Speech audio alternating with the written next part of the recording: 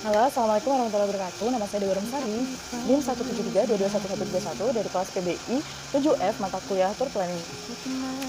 Oke, video ini dibuat guna untuk memenuhi tugas UAS Tour Planning. Tugas UAS Tour Planning kali ini adalah membuat paket wisata dengan ketentuan wisatawan berasal dari Jakarta, paket wisata di Solo selama 1 hari, dan kegiatan yang terakhir adalah transfer ke Jogja dengan finish point di Hotel Grand Ina Malioboro.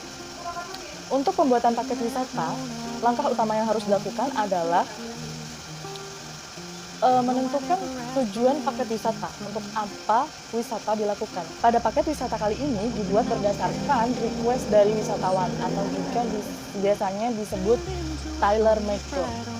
Oke, yang kedua adalah pemilihan destinasi.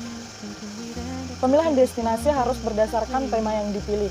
Nah, tema yang dipilih kali ini oleh wisatawan adalah Nostalgia Solo.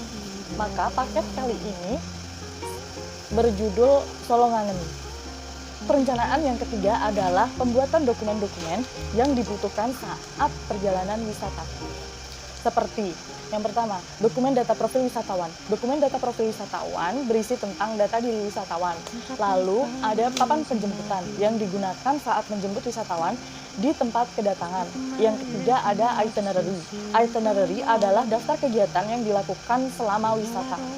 Dan dokumen-dokumen lain seperti roadbook program perjalanan, lalu ada dokumen transportasi, dokumen akomodasi dan F&B, lalu informasi terkait kebiasaan makanan, lalu ada dokumen checklist perjalanan, dokumen P3K, dan dokumen kesepakatan perubahan program perjalanan, lalu yang terakhir ada laporan keuangan.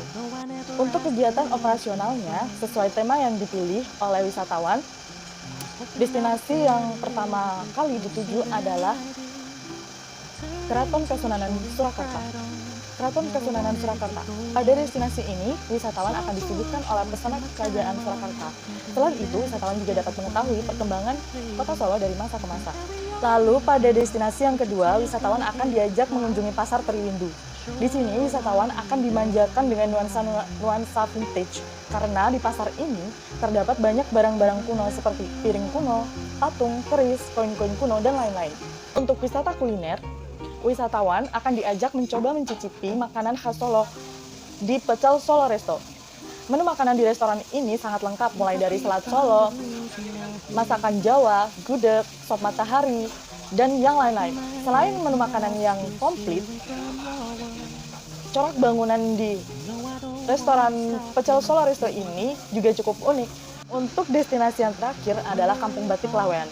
Pada destinasi ini, wisatawan akan mengunjungi pusat pembuatan batik yang terkenal di Solo. Nuansa bangunan yang bercorak Belanda Eropa yang estetik dapat digunakan sebagai spot foto yang instagramable. Selain itu, wisatawan juga bisa belajar bagaimana caranya membuat batik. Setelah kegiatan operasional dilakukan, kegiatan yang terakhir adalah evaluasi. Evaluasi dilakukan setelah kegiatan wisata. Wisatawan akan menilai kepuasan terhadap servis yang telah diberikan oleh biro kepadanya. Untuk lebih jelasnya, untuk paket wisata ini, lihat di deskripsi box di link yang telah dicantumkan. Sekian dari saya, terima kasih. Wassalamualaikum warahmatullahi wabarakatuh.